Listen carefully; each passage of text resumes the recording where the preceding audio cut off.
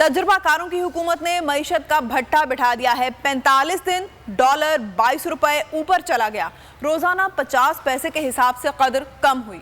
Stock market मुसलसल गिर रही है। साबिक वज़ीर तवानाई हमाद अजहर ने शहबाज शरीफ की मुआशी पॉलिसीज का भी पोस्टमार्टम कर दिया। हमाद अजहर ने कहा, भारत रूस से सस्ता तेल खरीद रहा है।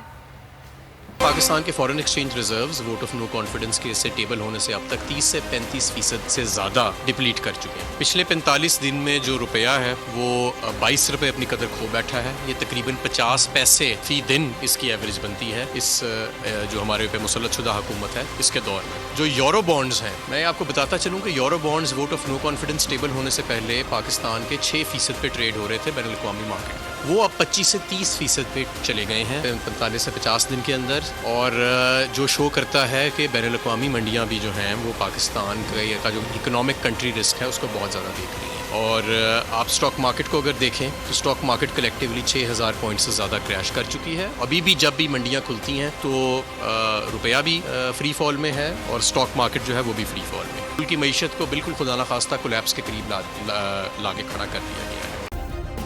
सब्सक्राइब करें और बेल दबाएं ताकि कोई खबर रह न जाए।